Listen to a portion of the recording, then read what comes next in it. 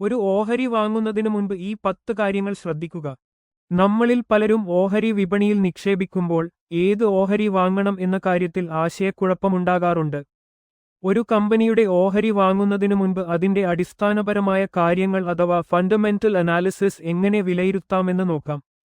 ഒന്നാമതായി, കമ്പനി എന്താണ് ചെയ്യുന്നതെന്ന് മനസ്സിലാക്കുക. ഓഹരിയുടെ വിലയും മറ്റു കണക്കുകളും നോക്കുന്നതിനു മുൻപ് ആ കമ്പനിയുടെ ബിസിനസ് മോഡൽ എന്താണെന്ന് മനസ്സിലാക്കണം. ഉദാഹരണം, നിങ്ങൾ ആപ്പിൾ എന്ന കമ്പനിയിൽ നിക്ഷേപിക്കാൻ ആഗ്രഹിക്കുന്നുവെങ്കിൽ അവർ ഐഫോൺ, മാക്ബുക്സ്, സോഫ്റ്റ്വെയർ, ഐക്ലൗഡ് പോലുള്ള സേവനങ്ങൾ എന്നിവയാണ് ഉണ്ടാക്കുന്നതെന്ന് മനസ്സിലാക്കുക. ഇത് കമ്പനിയുടെ ഭാവി സാധ്യതകൾ വിലയിരുത്താൻ നിങ്ങളെ സഹായിക്കും.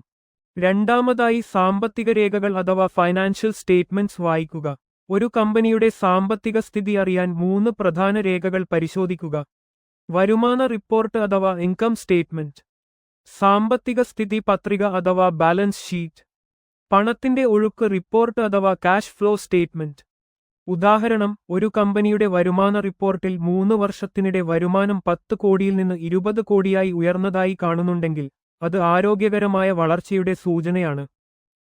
മൂന്നാമതായി, വരുമാനത്തിന്റെയും ലാഭത്തിന്റെയും ട്രെൻഡ് മനസ്സിലാക്കുക. കമ്പനിയുടെ വിൽപ്പനയും ലാഭവും തുടർച്ചയായി വർദ്ധിക്കുന്നുണ്ടെങ്കിൽ അത് ശക്തമായ ബിസിനസ് പ്രകടനത്തെ സൂചിപ്പിക്കുന്നു. ഉദാഹരണം, ഒരു കോഫി ഷോപ്പ് ശൃംഖലയുടെ അറ്റാദായം അഥവാ നെറ്റ് പ്രോഫിറ്റ് എല്ലാ വർഷവും വർദ്ധിക്കുന്നുണ്ടെങ്കിൽ അവർ കോഫിയുടെ വിൽപ്പന കൂട്ടുകയും ചിലവുകൾ നിയന്ത്രിക്കുകയും ചെയ്യുന്നു എന്ന് മനസ്സിലാക്കാം. PE അനുപാതം അഥവാ പ്രൈസ് ടു ഏർണിംഗ്സ് റേഷ്യോ കണക്കാക്കുക. ഓഹരി വിലയെ ഒരു ഓഹരിയുടെ ലാഭം കൊണ്ട് ഹരിക്കുന്നതാണ് PE അനുപാതം.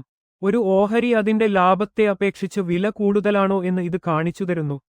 PE സമം ഓഹരി വില ഹരണം ഒരു ഓഹരിയുടെ ലാഭം. ഉദാഹരണം, കമ്പനി എയുടെ PE 10 കമ്പനി ബിയുടെ PE 30 ആണെങ്കിൽ കൂടുതൽ വില കുറഞ്ഞ ഓഹരിയാകാൻ സാധ്യതയുണ്ട്. ബി വളരെ വേഗത്തിൽ വളരുന്നില്ലെങ്കിൽ മാത്രം. ലാഭ വളർച്ച ശ്രദ്ധിക്കുക. തുടർച്ചയായി ലാഭം വർദ്ധിക്കുന്ന കമ്പനികൾ നല്ല നിക്ഷേപ ഓഹരികളാണ്. ഉദാഹരണം, ഒരു കമ്പനി ഒരു ഓഹരിയുടെ ലാഭം അഥവാ ഏർണിംഗ്സ് പെർ ഷെയർ EPS എല്ലാ വർഷവും 15% വർദ്ധിപ്പിക്കുന്നുണ്ടെങ്കിൽ അത് ശക്തമായ വളർച്ചാ പാതയിലാണെന്ന് അനുമാനിക്കാം.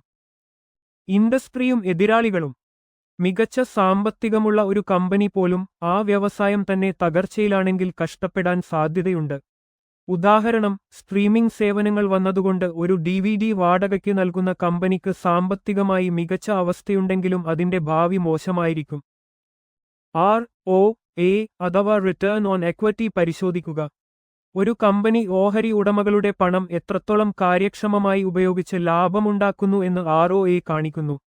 ഉദാഹരണം, 20% ROA എന്നാൽ ഓഹരി ഉടമകൾ നിക്ഷേപിക്കുന്ന ഓരോ 100 രൂപയ്ക്കും കമ്പനി വർഷത്തിൽ 20 രൂപ ലാഭമുണ്ടാക്കുന്നു എന്നാണ് അർത്ഥം. ഇത് വളരെ കാര്യക്ഷമമായ പ്രവർത്തനത്തെ സൂചിപ്പിക്കുന്നു. ഡിവിഡൻഡ് ഹിസ്റ്ററി മനസ്സിലാക്കുക. തുടർച്ചയായി അല്ലെങ്കിൽ വർദ്ധിപ്പിച്ച് ഡിവിഡൻഡ് നൽകുന്ന കമ്പനികൾ സാമ്പത്തികമായി ശക്തരാണെന്ന് കാണിക്കുന്നു. ഉദാഹരണം, ഒരു യൂട്ടിലിറ്റി കമ്പനി തുടർച്ചയായി 20 വർഷം ഡിവിഡൻഡ് നൽകുന്നുണ്ടെങ്കിൽ വരുമാനം ആഗ്രഹിക്കുന്ന നിക്ഷേപകർക്ക് അത് വിശ്വസനീയമായ ഓഹരിയാണ്. അപകട സൂചനകൾ ശ്രദ്ധിക്കുക. വരുമാനം കുറയുക, ലാഭം ഇല്ലാതാകുക, വലിയ കടം, മാനേജ്മെന്റ് ടീമിലെ പ്രധാനപ്പെട്ട ആളുകൾ പെട്ടെന്ന് രാജിവെക്കുക എന്നിവ അപകട സൂചനകളാണ്.